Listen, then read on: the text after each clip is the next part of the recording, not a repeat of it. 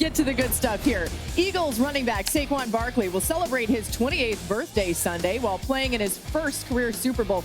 What a year it's been for Saquon as he's laser focused on winning a championship he's dreamed of. Now, it wouldn't be Super Bowl week without Sal Pal joining us here and, of course, covering the hometown team for you, Sal, with the Eagles. Sal, Saquon Barkley had his time with the media today. What did he have to say? Well, Laura, you're right. Number 26 turns 28 years old on Super Bowl Sunday, and he is locked in just like this football team.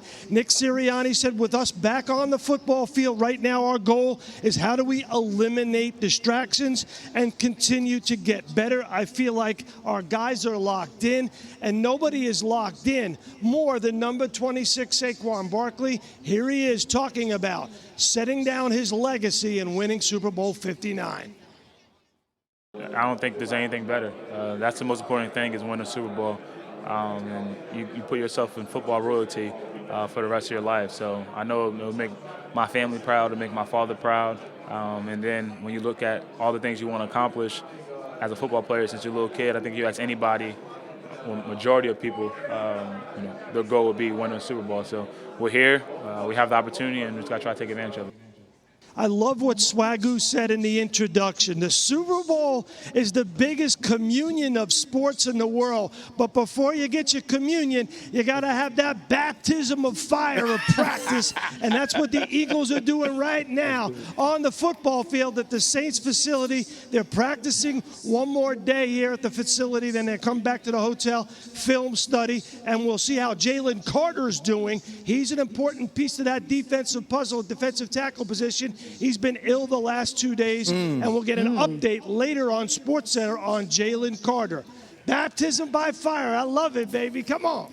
Let's go, Sal. Praise the Lord for that. Now, listen, it will be interesting to find out what's going on with Jalen Carter. We've talked about how crucial he is. As Sal alluded to, you can find that out on SportsCenter, and we'll have coverage throughout the day on ESPN leading up to the Super Bowl. Now, Saquon led the NFL in rushing yards this year. This is the 7th time a player led the league in rushing and made the Super Bowl, and first since Christian McCaffrey last season. Now, teams with the NFL's leading rusher are 4-2 in the previous 6 Super Bowls, but each of the last 2 have lost. The last one to win was Terrell Davis and the Broncos in Super Bowl 33 after the 1998 season. Dan, the phrase run game is broad, but can mean a lot of creativity as we see the trombone going there. What types of runs specifically do you expect the Eagles to employ? Honestly, knowing Sal Pal, I'm surprised you didn't have a Catholic priest there for actual prop of baptism by fire. We talk about Spags all week long, rightfully so, defensive coordinator for the Chiefs. If I was Kellen Moore, I'd be like, you got to stop my counter run game. 1, they're great at it in Philadelphia. And then 2, the Chiefs defensively do not handle it well. I don't think they fit the gaps of it well. I don't think they take the blocks on of it well. And so if I was Kellen Moore, the different ways that I can run those counters are, and that's the beauty. We talked about it with this offensive line. All 5 of these guys can pull in so many different ways. And this Chiefs defense, going back to the AFC Championship game last week, just struggled with setting the edge on it, struggled with how to make sure that they were hitting with the right shoulder. If there was one run game that I would be paying attention to if I was Philly, it'd be that counter run game out of the gun. I love that from you, D.O. And one, it declares for Saquon really fast about downhill, sticking his foot in and get downhill. The other thing, too, man, we can't forget is Jalen Hurts scored 3 touchdowns last week. Yes. And last time we saw him out, and his legs were a factor in that game. And at times when they needed him to be that guy, teams are going to sell out. I'm interested to see how Spags is going to try to condense this box. But I think Jalen Hurts needs to have the mentality that we've talked about with Lamar Jackson at times. If you see it and it's open, go. Yeah. And go get what you need to get. Early downs. Exactly. And playing with these short third downs potentially takes some of that steam away from Spags coming after you on third down. You want to stay favorable. I think you do a lot of that with Jalen Hurts making decisive decisions to use his legs to get out of the pocket. And I think that's key because I suspect they're going to aggressively play the give, right? Run blitzes going at Saquon. So there'll be opportunities, I think, for Jalen Hurts because if I'm Spags, I take that rather than Saquon Barkley.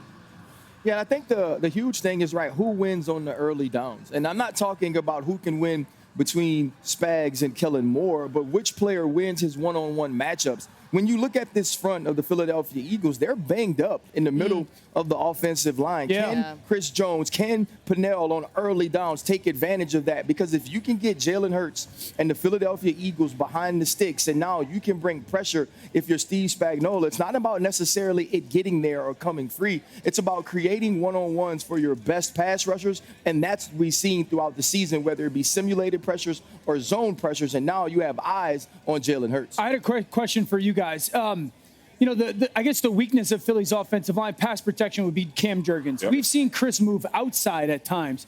Do you think this would present an opportunity to put him head up on Cam Jurgens? They're putting him inside. Yeah, you also have to understand, too, Chris Jones doesn't have the length advantage when he plays outside, which he can have some of those times. He doesn't necessarily have the power advantage when you're talking about Jordan and Lane on the outside, but on the inside, from a measurable standpoint, he's eons beyond these dudes, and they're also injured. And Dan, don't think of it just in the passing game. Think of it in the run game. We just talked about that counter. You know the best way to stop it, penetration. Penetration, Yeah. Right? So he'll be obviously Chris Jones will be a big factor, but how he plays those runs. Are you going to try to be technically sound, or does Spags want you to just go mix it up and allow that's the other thing, guys though. to rotate? If you're Kellen Moore, don't give him downs where he could be sound.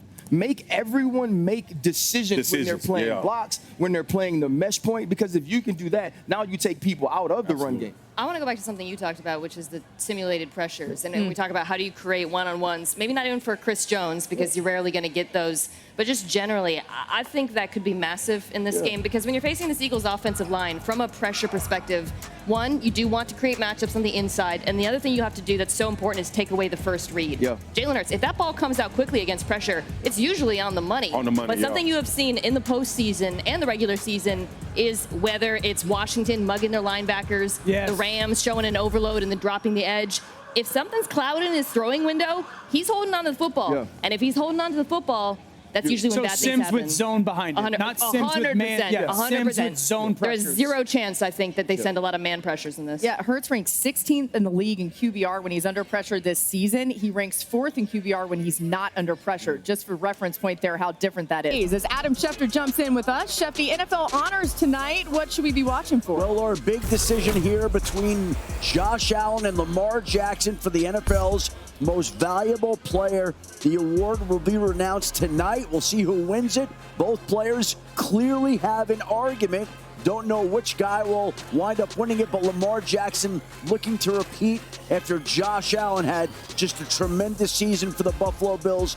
That award will be announced tonight. And the Hall of Fame also will be announced tonight. All eyes on Eli Manning from New Orleans to see whether he makes it in his first year of eligibility. He's one of 5 first-year eligible players. Who can ever forget this play in the Super Bowl? Maybe as well-known a play as we've ever seen in the Football Hall of Fame. And here is the list of players who are eligible tonight. Eric Allen, Jared Allen, Willie Anderson, Jari Evans, Antonio Gates, Torrey Holt, Luke Kuechly, Eli, Steve Smith, Terrell Suggs, Fred Taylor, Vinatieri, Reggie Wayne, Darren Woodson, Marshall Yanda. Some players that really stand out. But there's one player on that list that really stands out to me, and there was one play that this guy made that will live in immortality that made him a Hall of Famer. Dan. Jared Allen chasing Dan Orlovsky out of the end zone. That play, in my mind, made Jared Allen a Hall of Famer. And if he gets it tonight, I want to see him thank Dan Orlovsky in his acceptance speech for going into the Pro Football Hall of Fame. You should have just kept running your ass to the locker room. That's what you should have did. Was this your doing? Yeah. Listen, as Marcus is taking the jacket off, he's got the bread pudding going up here. Dan, the reality is, I admire you a lot for going back to the sideline after that. Like the shots have of a you. choice. Well, I don't know. Like I agree. You should have gone right to the locker room. All right, but Hall of Fame moment. Why, Chef? We got a live crowd Jared here. Allen is up for the Hall of Fame. Has he ever made a play that is more memorable than that one? That's the one. You know what? By the way, I've gone into it now. It's his only sack of you. That was the one. I have to say, when you watch, because I've seen it obviously a million times, and you really focus on Jared Allen, you forget about Dan, and you remember, oh my God, what an athlete! What an athlete! Was. Like that's Dan. Are you guys all good? You've all had your moment. The fact that If he thanks me, I'll be grateful to you. He should not. He should thank himself for his hard Dan, work. you helped make him the Hall of Famer that he's going to be. That means there's 2 people in that game I helped make into a Hall of Famer.